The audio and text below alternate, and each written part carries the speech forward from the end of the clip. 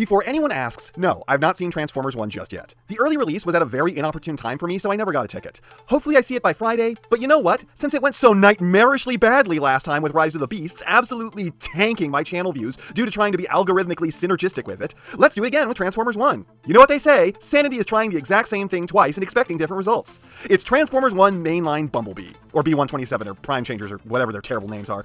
I will not pretend to hide my contempt for the notion that Bumblebee got his name on Earth, but before he came here, because apparently Hollywood is just pathetically uncreative, he had to have a name that's basically the exact same thing. Which is even dumber when you question as to why Cybertronians apparently have the same alphabet as the English language, and their number system also operates at base 10. Plus, why does everyone else just have their normal Cybertronian names already? Like Starscream. Shouldn't he be something like S667 or something? I say that not having seen the movie yet, and knowing that Megatron is D16 or whatever. Hey, at least he wasn't just called, like, M16. Oh, I see why they didn't go with that. Then just change the number, you bunch of idiots! M17 or whatever. But don't do that because the whole thing is dumb. And also, man, do I hate it when Megatron takes his name from the Fallen. That's so stupid. Megatron would want to etch his own name into history, not glorify some other dude. Again, I have not seen the movie, and I'm talking thoroughly out of my ass right now. But yeah, by trying to be too clever for it and going, obviously they wouldn't have their Earth names, it only makes it dumber and draws more attention to the stuff that still doesn't make sense. But let's actually talk about the toy that you all came to see. And it's excellent. Where the mainline Optimus was kind of questionable, this just rocks. And where the Studio Series kind of sucked, this still rocks. And where the Studio Series version of this guy looks like it will kind of suck, this continues to rock. Real talk, this dude's shoes may be too big, but I don't loathe these like I do the Studio Series one. And my guys, what is with those big cutouts in the alt mode? This has them too, but it doesn't look incomplete like that thing does. Anyways, this figure has two glaring flaws. Just like the mainline Prime, the arms come off for like no reason. Guys, have we not mastered ball joint technology at this point? These don't have to suck anymore, but here they stand with more difficulty than early Beast Wars ball joints. Lieutenant Dan keeps his limbs more readily. Also, you know, giant gaps in the sides of his shins. But these are pretty live-withable, and they kind of fade into the background of your mind when you're looking at him. Honestly, I don't know how this thing is doing it, but I really like the way this thing looks, even though the legs are like 2.5 times longer than his torso. I think that the dark gray crotch is just driving enough of his mass down that it's not instantly the ugliest thing I've ever seen. And I love the way that this actually does capture the spirit of Bumblebee. He's not fat, but he's also not jacked, which everyone always seems to get wrong. He was just a normal dude in the show, so it's cool to see that represented here. Also, despite the fact that his toes aren't the gigantic fronts of his alt mode, the way that his legs flare down at the bottom does at least hint at his classic leg shape. And hey, it's the first time since Bay took over the franchise where Bumblebee isn't swallowing a ball gag like Baby's first gimp, so I'm extremely happy about that. This figure also feels great. It's slightly light, and I mean slightly. It actually feels heavier than you would expect a $20 figure too. But like, the obvious comparison with this is a deluxe, and for that, yes, this would be a little bit more light in the step than those would be. But save for the shoulders, it's tolerates very well, it has no trouble standing or holding a pose, you can give it a good shake, and nothing's really gonna try and move on you. It's just well done, and it's got a great amount of paint. All of the yellow is bare plastic, but everything else, save for his crotch, actually got the brush, which gives him an extreme level of color breakup. The weirdest thing about this figure, however, is that it is significantly larger than the Optimus it is in the same line with. Seriously, he's like 20% broader, 5 to 10% taller, and just generally bigger and overall denser to this version of Prime as to be kind of weird looking. Like, this almost seems like a mascot costume version of Bumblebee. Optimus, while still wearing his helmet, could also still wear this Bumblebee's entire head as a second helmet. Huh. How has there never been like an Optimus-Bumblebee combination? There's Optimus and Skyfire and Optimus and Ultra Magnus, but just never him and his best little buddy?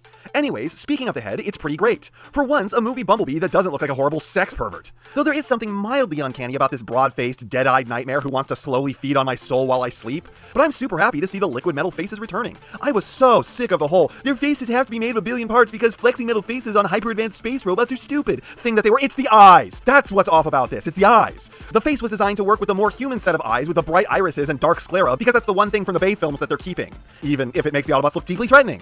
So the robot mode is pretty excellent, save for some issues with the arms and gaps in the legs. So far, for a $20 figure, it's really trying to earn our money. I love the head, even if there is something slightly off about it that's triggering my fight or flight response. Probably just the fact that it kind of looks like a mascot and therefore kind of looks like a furry.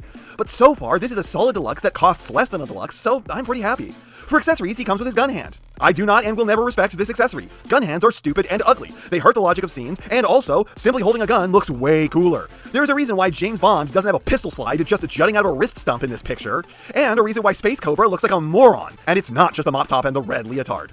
Well, it's not just those. And also the fact that his arm looks like a sex toy. His other accessory is his chest piece, which is fucking impossible to get off normally, which, when you do, reveals his T-Cog, which I think is also supposed to be able to come off, but that's even more impossible than the main chest piece, and I keep hurting my hands trying. Honestly, I don't care too much for these accessories, as you might be able to tell. My fingers hurt too much after dealing with the chest one, and the gun is just super lame. But that's not due to any fault of this figure, it's just that the concept sucks.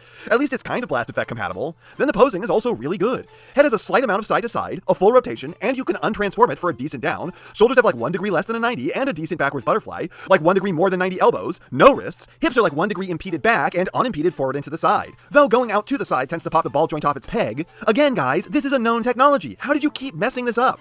Normal 90 knees, you can fake an ankle tilt, and feet with a big toe up.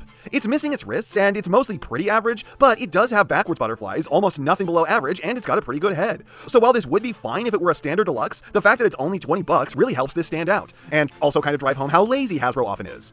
Then the transformation is really good and fun. Much like the mainline TFOne Optimus, the worst part is just how much the arms want to pop off thanks to the ball joints. And while this isn't doing anything super clever, it does all come together with a series of incredibly solid clicks and snaps, so at least the hand candy factor is really high. There's a lot of satisfaction in how it moves, and it's at least not boring or overly predictable, and the result I kind of love. It's a car with a shit-eating grin that looks like it's about to laugh at me like an idiot. It's pretty clean, though there are some gaps and seams throughout it. However, I can just excuse that as a Cybertronian alt mode. I do prefer it when Cybertronian alt modes have a cab, and before you ask why they would have them, remember, Micromasters and Headmasters are a thing, and there's pretty much always a smaller or bigger dude who might need or be able to give a ride. It's funny how this car mode totally has coattails. If there was something to fill in this gap, it would look better, but also there isn't really a reason why Bumblebee's heels had to be this long. Yes, they make him stabler than shit, but they could have been shorter and still had him not falling over. Despite the unconventional tires, this thing rolls amazingly. Like, he just flies along. I almost sent him off the table the first time I tested that aspect. And the second. And the third. I did not learn my lesson. And honestly, this is just kind of a cool design for Bumblebee's alt mode. Like, I'm a dork, so I love the old weird flying saucer thing. That alt mode just kind of blew my mind as a child. And also I was just kind of like, it's dumb. Look, Kid Me was a riddle wrapped in an enigma. Things could be stupid and offend my OCD and also be super cool at the same time. Or maybe I just didn't want them to change even though I didn't like them because, again, OCD. But yes, this new take on the Bumblebee movie version of his alt mode is working for me more than that one ever did. So yeah, this is a cool looking, fun alt mode that does most of the things right and holds together well. And you can kind of say that for the whole figure. It's just doing everything more than adequately. It's a good looking robot mode that's mostly high quality with one visible issue that's ignorable and one QC issue in the shoulders that really shouldn't have been as cumbersome as it is. Again, Hasbro, it's been like 30 years since this was a problem. Why have we gone back in time with ball joints technology? You will notice the same issue in the hips to a much lesser degree too. But the posing is solid, the figure feels good, it's fun. Oh, and a reminder, it's $20. This is pretty much as good as one of the better deluxes Hasbro has put out in Legacy, but it's $5 cheaper. So often people tell me that I'm too harsh about figures, that I'm unpleasable, my standards are unreachable. But no, it's just that I know what Hasbro can do. They can do better than they give us a lot of the time. And if they fail to do that, then they can at least do it cheaper. And this proves that. Hasbro can make a really solid deluxe for only $20. This isn't pushing the envelope super hard in any direction, but it's good. It's a nice and fun figure that doesn't feel like it took my patronage for granted. And I think that if you got one, you'd be pretty happy with it. Hasbro, can you please make this the baseline from now on? I should not have to consistently pay $25 for figures that are worse than this, when you can clearly do at least this level for $20. And this level is pretty much almost a micro masterpiece as far as we can see of the movie so far. And before we go, let's thank a channel backer. And this time it's Arcadius with Siege Optimus Prime. Geez, forced me to talk about one of my favorite figures ever.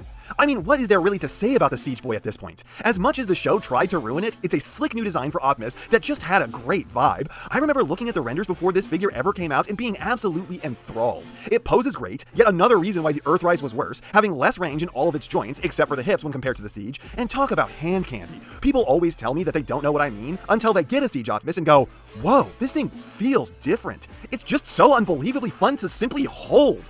The transformation is brilliant and genius, a tour de force conversion that you just want to go through over and over with a satisfying finish full of clicks and snaps. And a sick-ass alt mode with a dope cyberpunk aesthetic that I really wish could be the more widely adopted identity for what Cybertronian alt modes could be. I love this figure to death. One of the best all-time chug figures. And that's not half what I have to say, but it's enough what I have to say. And I know you know what everyone else tells you to do at the end of these videos. So if you liked what you saw here, please do that. And if you'd like to take it a step further, then please share this video with any friend you think may be interested. I hope you all enjoyed listening to me waste your time.